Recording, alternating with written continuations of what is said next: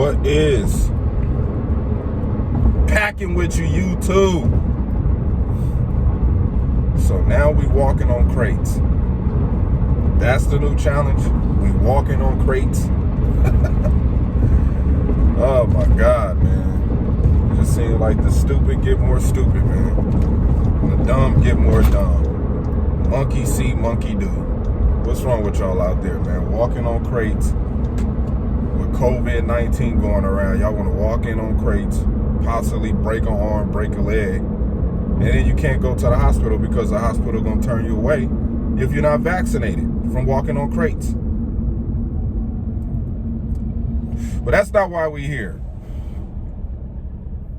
I wish I could talk about that stuff, man. I wish I could get into all of those different type of topics and shit like that. I just can't do it, man. Really, I don't have the patience for it, talking about hip hop like all of these other YouTubers doing, to just, you know, try to keep a paycheck in their pocket, which I'm not knocking. You know what I'm saying? But here we talk Packer, Laker, and when the Braves want to play good, which they have been playing pretty good, but there's no need to talk about baseball unless you're making it to the postseason. But anyway, the Lakers trying to figure out their last roster spots for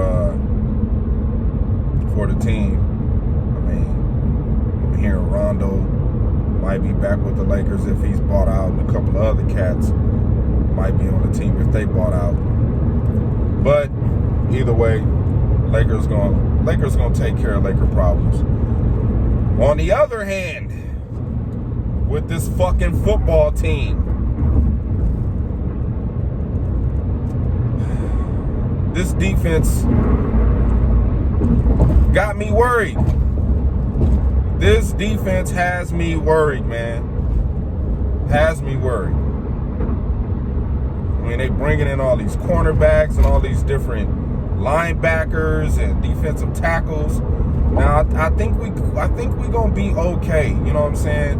I'm shocked Dean Lowry is still a Packer. I'm shocked. Unless he just taking pay cuts to stay with the team.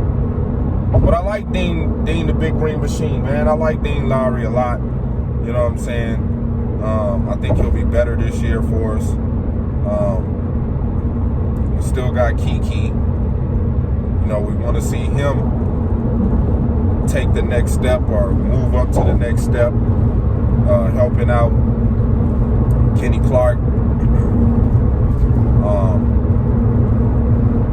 Slayton, want to see him be better. So,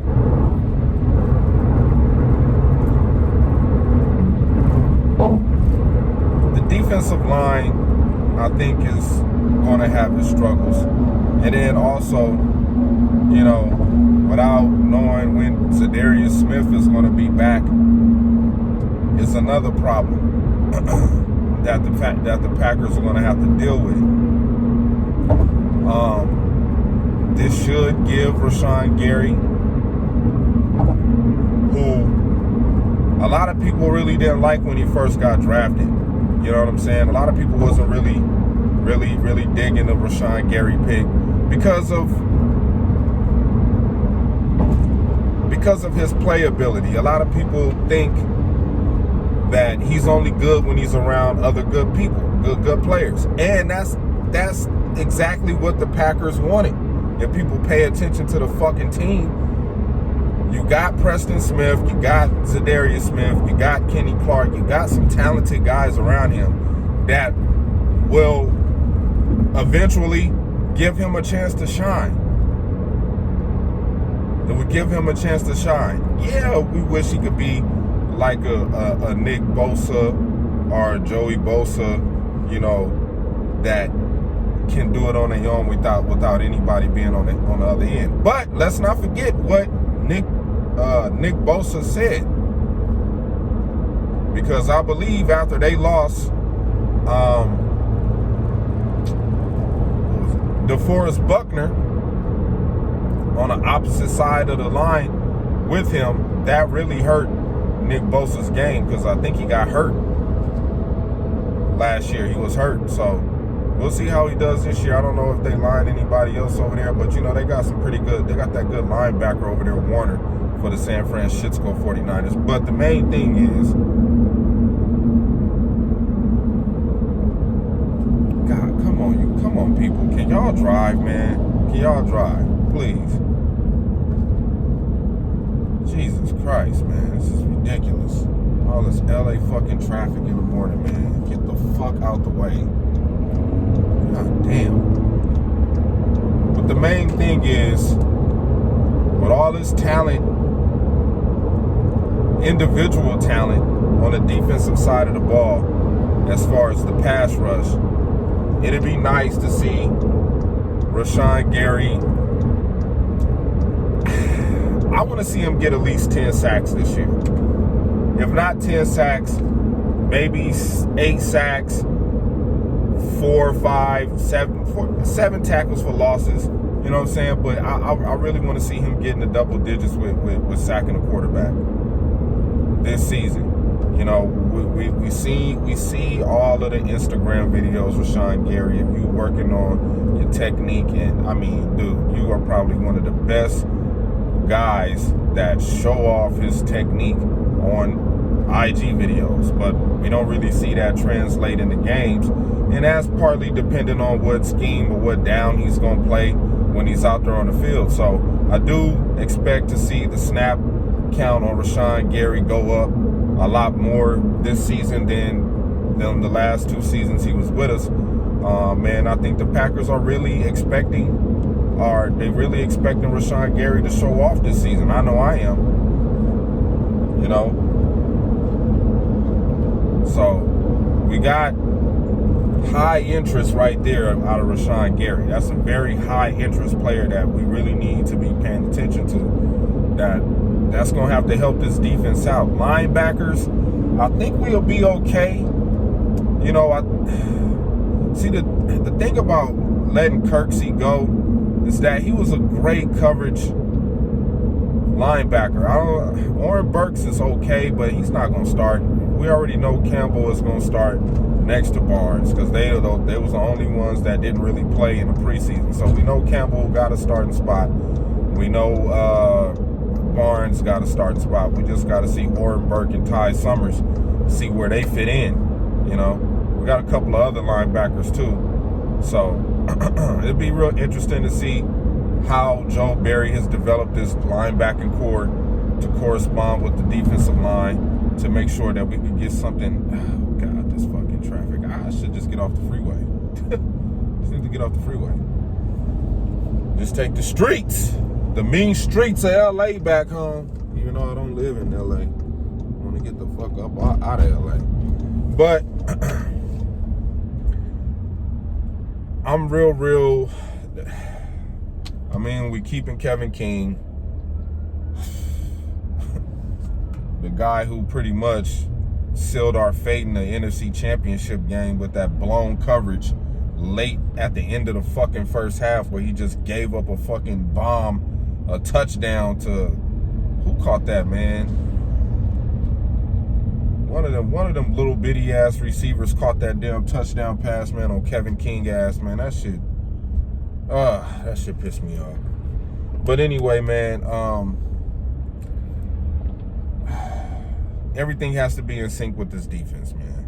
Like I said, the offense, I am not worried about the offense, because if it's one thing I will give credit to Matt LaFleur is that he's great at making adjustments on the offensive side of the ball. And you could just totally see that his relationship with who was our last defensive coordinator? The dude from the Browns that used to coach the Browns, man. I forget his name, man. He was trash. But he got a Super Bowl over there helping out the damn Seattle Seahawks when he was helping them assistant coach for their defense. Mike Pettin. Yeah, Mike Pettin. Hopefully Joe Barry could clean up the spots that Mike Pettin really didn't shine through on with the defensive scheme he presented with the Green Bay Packers organization, thinking that was going to be a winning gimmick to get. I mean, it was a winning gimmick, even though the offense did clean up a lot of the defense's mess. And that's going to happen. You know what I'm saying? That's what's been happening with this team since Aaron Rodgers has been the helm at quarterback. You know? So, it's a lot of things, man. A lot of things that this team really, really, really have to invest majority of their time in correcting from the last 2 seasons. And I just hope, you know, I just hope this team don't fall off, man. It'll be devastating. Not, you know, for Aaron Rodgers' career to be devastating if, you know, they don't get to the playoffs after going 13-3 the last 2 seasons and getting to the NFC Championship game twice. You know, the second one, they was the high favorites in a win. And we came up completely short.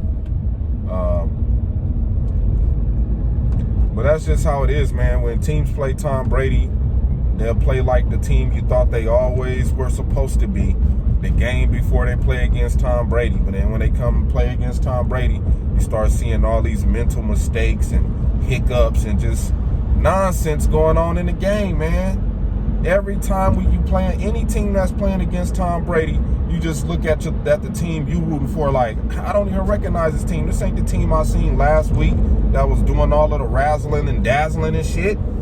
As soon as Tom Brady step on the field, mistakes start happening. All of a sudden, Aaron Jones want to fumble the fucking football. Aaron Rodgers don't want to be aggressive in a red zone. Like, get the fuck out of here, man. I'm getting myself mad. Let's stay on point. The secondary. Now, I like the players. I like the players in the secondary. I was kind of bummed out we let Josh walk.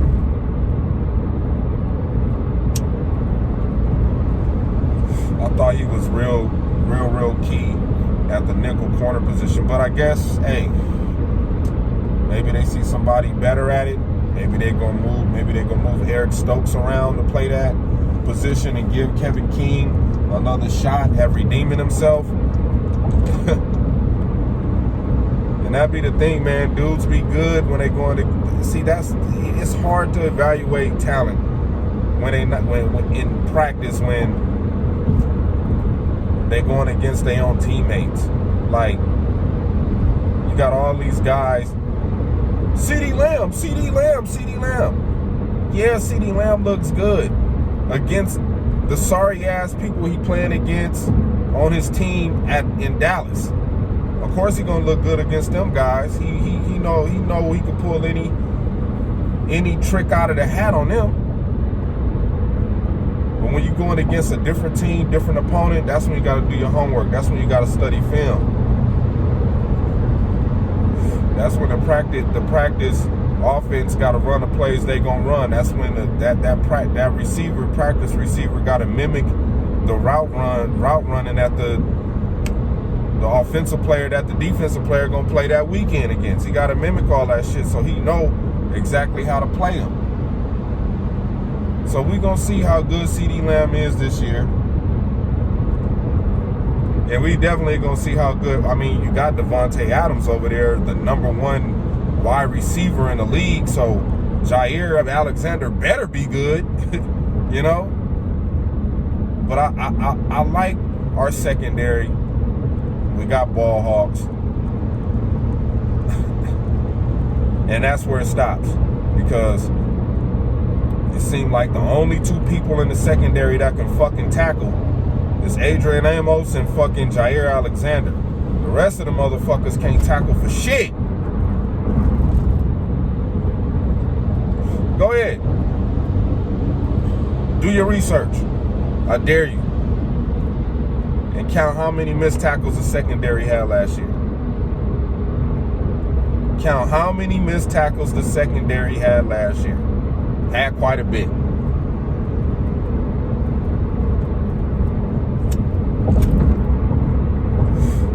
We only got 2 to 3 dudes that could tackle. Well, and if you want to add Eric Stokes in there, I don't even know if he's going to be starting. You know what I'm saying? He's probably going to be playing behind Kevin King.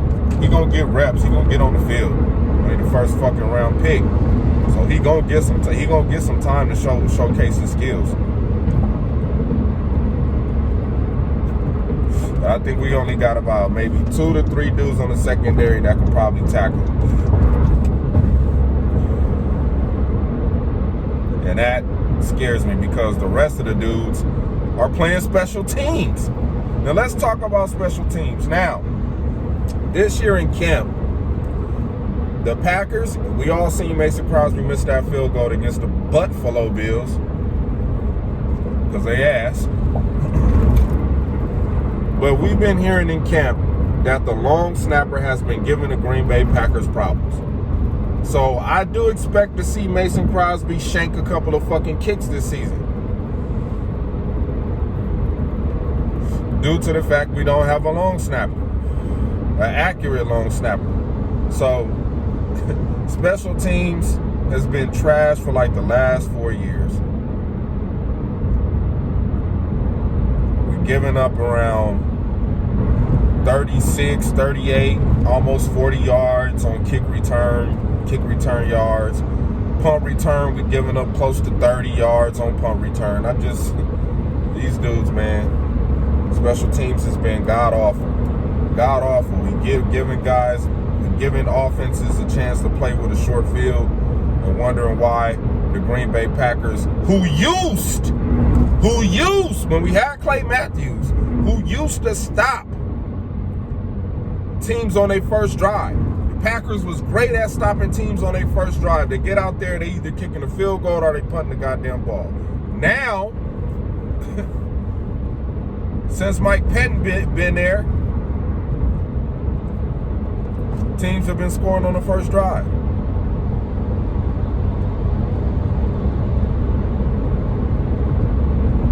So that shit got to change. I think this offense will have to continue to play up-tempo. I mean, like I said, having Randall Cobb back is a great addition, great add to the team, especially when you got a lot of these young guys who are now starting to emerge into their prime, like the Alan Lazards and the MVSs, and I don't know if we're going to do it Equinemi and St. Brown. And, you know, Amari Rodgers having a familiar face around him, you know, to that, you know, somebody he know that can help him get better and fill the void, help fill the void in the slot. You know what I'm saying? Because Randall Cobb can do a lot of things. You know, we forget Randall Cobb can throw the fucking football too. You know what I'm saying? He can run the ball out of the backfield. He can play special teams. I don't think he's gonna play special teams now, but when he first came to the Packers, he was a weapon on special teams. You remember the Saints game, his first game against the Saints when he returned that kick? Y'all remember that? Don't act like y'all forget. We thought he was down. He spun up out of the tackle, got up and broke down the sideline for a touchdown. Remember that? Then he caught a touchdown pass. He went ham that week against the Saints. Now let's get into this first game. We'll get into the first game later when I get back from out of town. We'll talk about it because I'm very, very, very concerned about the first game of the season. I think we'll win, but I don't think it'll look good from a defensive standpoint with Jameis Winston out there. Now, I hope we run into the old Jameis Winston when he was with Tampa Bay, but this new Jameis Winston under the tutelage and the teachings of Sean Payton might have clicked on a light switch for Jameis Winston. Like I said, he's probably going to be one of my fantasy quarterbacks. But all in a nutshell, man, this team got a lot of work to do, just like all other teams that got a lot of work to do. It's a brand new season. You know, we move on from the past and we move forward to the future. And hopefully the Green Bay Packers can do their due diligence, you know, as far as emerging to be the team we know they can be and step up to the plate and start playing like some fucking all-pro motherfuckers out there on the goddamn field. Then just maybe then just maybe we could get our ticket to the big dance. So with that being said, somebody let me know if any team in the NFC North won a preseason game. I don't think any team in the NFC North won a preseason game. I think the Bears might have won a game, but I'm not too sure. I think everybody lost. So somebody let me know about that in the comments. Thank you kindly, and I'm gone. Go Pack, go.